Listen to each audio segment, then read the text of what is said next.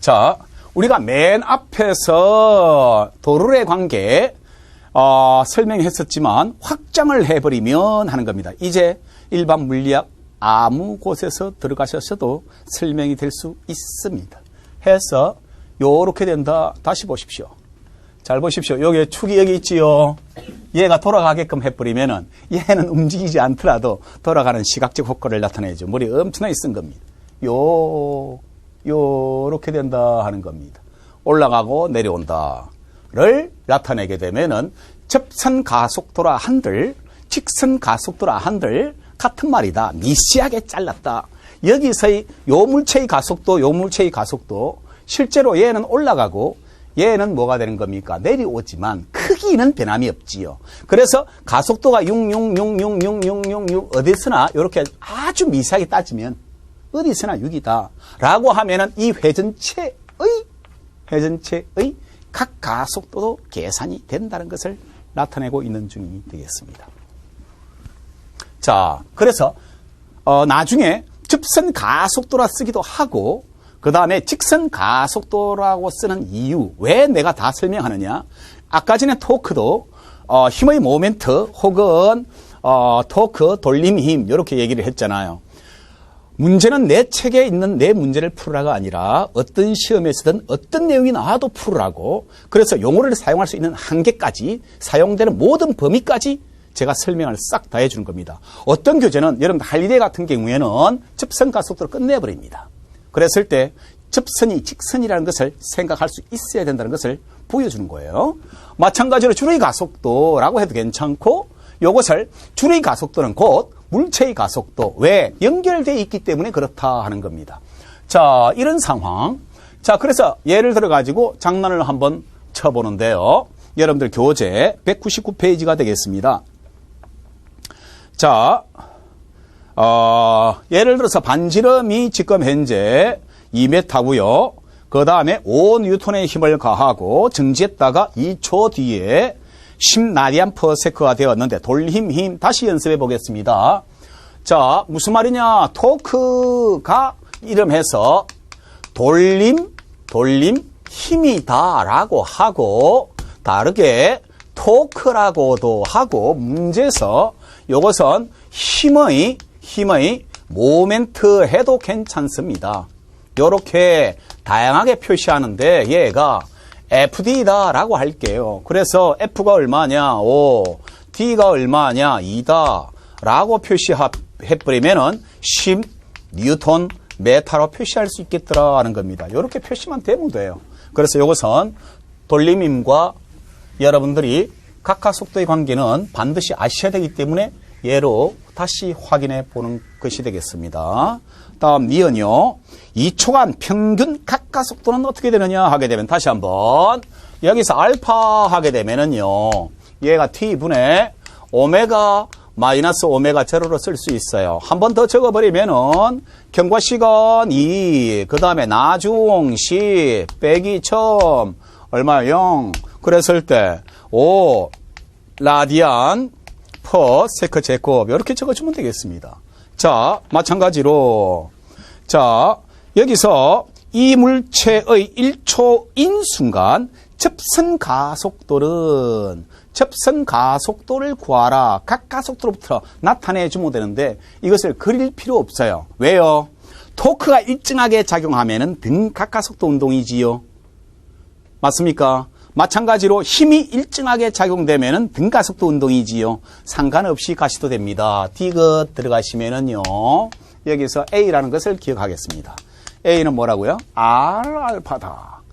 그래서 여기서 R이 몇 메타짜리냐? 2m짜리고요. 알파가 금방 계산한 값이 5니까 요것은 10m/s 제곱이다 하는 겁니다. 직선, 접선 가속도를 말하는 겁니다. 어느 시점에서. 해서 5번이 정답이 되겠습니다. 자, 다음.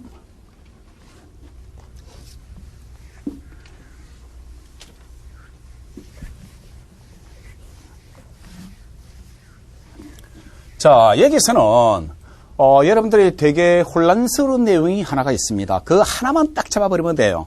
자, 일단 200페이지 관성 모멘트에 대해서 공부를 하는데 먼저 회전 관성에 대해서 합니다. 그런데 들어가기 전에 자, 앞에서 뉴턴 법칙을 배웠었는데 그 뉴턴 법칙에 준해서 모든 것은 여기에 준해서 연결을 해달라 하는 내용이 답니다. 부력을 배우든 압력을 배우든 혹은 유체 속에서 물체가 운동하든 상관없이 강체에서도 똑같은 상황으로서 적용하는데 별거 없습니다. 무슨 말이냐 하게 되면은요. 자, 직선하게 되면은요. 여기서 직선하는 순간 빨리 나오셔야 됩니다. F라는 것은 얘가 MA라고 표시하는데 너무나 잘 아는데 왜 또 적을까요? 하는 겁니다. 잘 보셔야 돼요. 근데 회전하게 되면은요. 회전하게 되면은 여기서 더 크다 하는 겁니다. 그런데 재밌는 것은 얘가 R자 힘이고 요것이 뭐가 되겠습니까? 가속도가 되겠지만 여기서 M 하면은 우리가 너무나 일반적으로 통상적으로 알고 있는 질량이라고 알고 있는데 이 질량이 다시 말해서 직선 운동에 있어서 관성을 나타내는 겁니다. 즉 우주 공간에서 질량이 작은 게 있고 질량이 큰 게 있다 가정합시다. 같은 힘으로 밀면 질량 작은 것은 가속도가 크고 우주 공간이라고 설명한 이유는 마찰을 무시하겠다는 얘기예요. 그러면은 질량이 작은 것에 같은 힘과 질량이 큰 것에다가 같은 힘을 딱 가해버리면은 질량 작은 것은 가속도가 크게 생기고 질량 큰 것은 가속도가 작게 생겨요. 그때 질량 작은 것을 즉 다시 말해서 관성이 작다라고 하는 거예요. 마찬가지로 질량이 큰 것에다가 힘을 가해버리면은 같은 힘을 가해버리면은 가속도가 작은데 질량 큰 게 다시 말해서 관성이 크다라고 해요. 그러면 관성이 크면 클수록 뭐가 되겠습니까? 같은 힘을 가했을 때 가속도가 작겠지요. 그때 직선일 때는 우리가 그냥 질량이라고 표시를 합니다. 그냥 관성이라도 좋지만 조금 생소하기 때문에 질량이라 사용하는데 차이점은 뭐냐 하게 되면은요. 여기서 회전일 때는 토크인데 얘가 똑같은 방정식으로 만들어지긴 지는데 얘가 I, 알파라고 사용을 해요. 그러면은요. 직선일 때는 얘가 힘이었지만 회전일 때는 토크가 작용한다 하는 겁니다. 그러면은 힘 대신에 직선일 때 힘이면은 회전일 때 뭐라고요? 토크다라고 하는 겁니다. 그러면은요. 직선일 때는 어떤 물체에다가 힘을 가해버리면은 속도 변화가 생기지만 여기서 회전일 때는 뭐가 되겠습니까? 어떤 물체, 회전체에서 축이 있고 어떤 힘을 가해버리면은 얘가 돈다고요. 회전체가 돌 때 정지한 상태로부터 각 속도가 변하잖아요. 그래서 이것이 뭐가 되겠습니까? 각 가속도. 자, 다시 한번. 직선이면 힘이지만 회전일 때는 토크. 직선일 때는 직선 가속도 혹은 가속도라고 써도 되지만 회전이면은 각 가속도를 쓰더라 하는 겁니다. 그러면은 각 가속도를 썼는데 직선일 때는 우리가 질량 그냥 관성이라 하지만 회전일 때는 요 I를 뭐라 하느냐 하게 되면은 관성 모멘트다라고 해요. 관성 모멘트다. 관성, 이제 글자가 조금 헷갈립니다. 지금 요걸 알아놔야 일반에서 편하다 하는 겁니다. 관성 모멘트 I라고 합니다. 기호 반드시 제목을 적어주니까 외울 필요는 없는데 I가 관성 모멘트인데 자, 해보겠습니다. 관성 모멘트를 설명하기 전에 회전 관성의 의미가 무슨 뜻인지를 이해를 하셔야만 이것을 문제를 자유자재로 표시가 되겠습니다. 자, 그러면 이것은 뭐냐 하면은요. 회전하는 물체가 그 상태를 계속 유지하려는 성질이다 하는 겁니다. 자, 그러면은 관성은 관성인데 그 상태를 유지하긴 유지하는데 어디에서 회전 관성이라는 것은 회전체에서. 자, 물체의 전체 질량과 질량 분포에 따라 달라진다 하는 것인데 예를 들어 보겠습니다. 뭔 말이냐 하게 되면은요. 예를 들어서 얘가 요렇게 됐습니다. 축을 여기다 잡았습니다. 그리고는 얘를 돌려보자 하는 겁니다. 그때 요거에 요 상태를 유지하려는 성질하고 요것을 여기다가 잡았을 때에 요것을 돌렸을 때에 관성이 완전히 틀리지요. 그 상태를 유지하는 성질이 완전히 달라진다고. 모양과 형태에 따라서 완전히 달라진다고요. 자, 그래서 만약에 이러한 모양과 형태에 따라서 축을 어디에 잡는지에 따라서 다르게 느껴지긴 지되 그 상태를 유지하는 정도가 다른 것을 표시하는 물리량이 관성 모멘트다. 그러면은 관성이 뭐냐 하게 되면은 그 상태를 유지하는 성질인데 모멘트라는 것은 회전에 의한이라는 의미를 가지고 있겠습니다. 해서 다시 한번 더 볼게요. 물체의 전체 질량과 분포의 그 질량이 어떻게 모였는가에 따라서 완전히 다르게 느껴진다는 겁니다. 근데 이것이 균이랑 강치 같으면 계산이 가능해요. 근데 이제 불균이라는 것이면은 반드시 주어져요. 근데 모든 것은 이것은 적분의 형태로 만들어낼 수 있는데 일반 물리학에서 다룹니다만 우리가 해야 할 파트는 이해에 있어서 해야 할 파트는 요렇게 회전체에 있어서 그 상태를 유지하려는 성질이다라고 기억을 해 주셔야 된다는 겁니다. 자, 한 번 더 해볼게요. 관성 모멘트를 기호를 I라고 적는데 I만 적어 놓는 게 아니라 반드시 앞에다가 제목을 적어줍니다. 관성 모멘트 I라고 적어주니까 관성 모멘트라는 글자를 앞에다가 적어주니까 신경 쓸 필요 없다는 겁니다. 다시 한번 회전하는 물체가 뭐에 의해서? 토크에 의해서 얼마나 민감하게 반응하느냐. 그러면은 민감하게 반응한다는 그 말이 무슨 말이냐 하게 되면요. 그 상태를 유지하려는 성질이 존재하는데 아까 전에 우주 공간에서 질량이 작을수록 가속도가 크다 그랬지요. 같은 힘을 가했을 때에 같은 토크를 가했을 때에 민감하게 반응한다는 것이 관성 모멘트가 작다는 것을 의미하는 겁니다. 자, 민감하게 반응하는 것인지를 나타내는 물리량으로서 이렇게 표시합니다. 한 번 더. 회전 상태를 계속 유지하려는 관성의 크기를 표시하는 물리량이다 하는 겁니다. 자, 이렇게 책에 있으면서도 또 보충 설명을 하고 PPT가 이렇게 다양하게 설명하는 이유는 복잡하게 보이라는 뜻이 아니고 완벽히 감을 잡아달라. 이거 다 못 외웁니다. 이 글자를. 그러니까 아하, 직선일 때는 질량이구나, 회전일 때는 관성 모멘트구나, 이렇게 기억하시면 되겠는데 지금 PPT를 보면서 다시 한 번 더 정리를 해볼게요. 자, 관성 질량 M과 요건 직선이에요. 쉽게 말해서 관성 모멘트 I, 요것은 회전이라고 빨리 기억하셔야 돼요. 아, 직선입니까? 회전입니까? 그러면 진짜 재밌는 것은 여러분들 우리 김연아 잘 알지요? 어떻게 합니까?